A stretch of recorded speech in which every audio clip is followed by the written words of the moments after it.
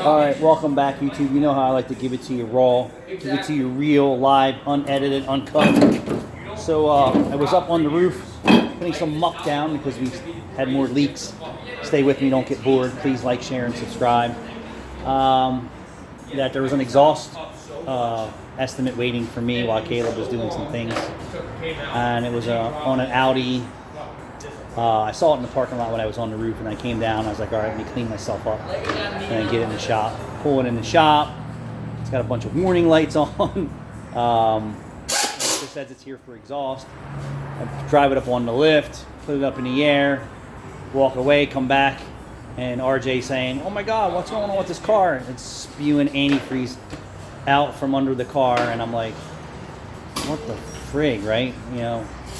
I can imagine if I was under the car while this happened, I would have had hot antifreeze blown all over me because he's here. Yeah, that would not have been fun for me to get scorched to death with hot antifreeze from his car being in such bad shape. We'll do it for free. April Fools.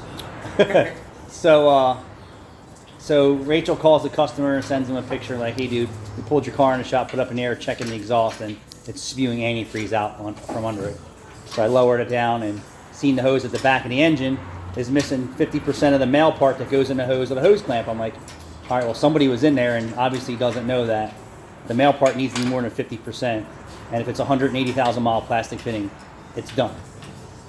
So then the customer shows up and he says, all right, well, can I get that fixed? And I'm not going to do the exhaust. And then he was like, well, how much is that? I'm like, I don't know. Like, I need to get the fitting off, for one, and then see if we can't find it. Oh, you can't get the fitting. You got to get the whole hose and all this other shit. And I'm like, I've done this before. And he's arguing with me that the male part's not missing 50% of the piece. I'm like, that's why the hose won't hold. Whoever did this, he goes, well, I did that. Because there's no nipple on it. Because there's no nipple holding the hose on. So after I tell him, I said, if I get this piece off, I can get a fit. They make the fittings. I can just put this back together and it should be a simple repair. Oh no, you got to order the hose and it's not available and this, that, and everything. And I'm like, okay. I was like, I've done this before. Like the guy standing next to me, I've done this before. I'm looking at it. He's like, oh no, that fitting's fine. Just put the hose back on. I'm like, yeah, we're not doing that. I'm sorry, I'm not doing that. He's like, oh, I'm getting pissed off now. I'm like, you're getting pissed off at me? I'm trying to fucking help you. Yeah. Like you're getting pissed off. Get pissed off at yourself for not fixing your car right and. You just bought it. Well, whatever the case may be, don't get pissed standing in my bay with 2 gallons of fucking antifreeze on the floor and telling me you're pissed off. How about, what the fuck, I could have got burned to death from your pile of crap. Yeah. Was he trying to make the job cheaper for himself, or was he just I'm not sure what his angle was, but he said he can't afford to fix the exhaust, just fix the coolant leak.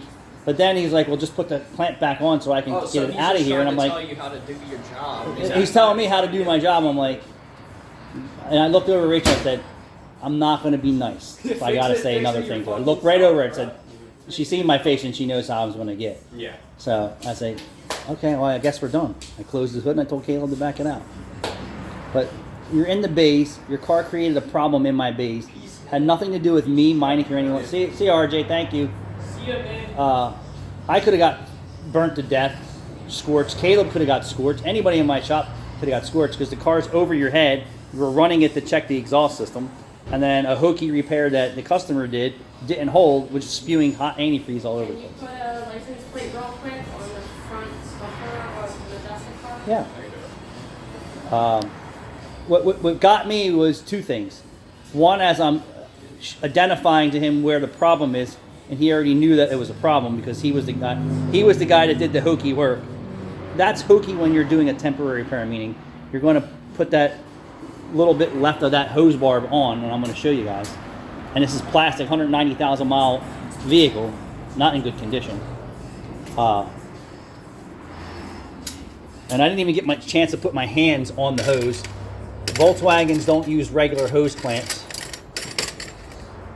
for the hose connections, only because I'm familiar with it. So it uses traditional style hose clamp. And then the plastic barb, which he doesn't have anymore. This is how much of a hose barb that's usually on those pieces. He was missing more than 50% of it, and that's why it wouldn't hold. And he was continued to argue with me about it, and I said, dude, I've done this before. Like, right here, here's another one. You see how long the barb is? But his was the European style with the clip on it, and I'm like, I usually have those pieces here for Volkswagens, but I probably use them because they are hard to get. But Volkswagen and Audi usually has them in stock. He's working on it right now. Let him work on it. So, and then he's talking to me. He's like, "Oh yeah, it goes over to the heater core," and I'm like, "Yeah, that goes over to the heater core to more plastic stuff." I said, if you're trying to change the whole line, then what if that breaks in my hands? Well, I already had that piece off. It should be fine. I said that was yesterday. This is today. Yeah.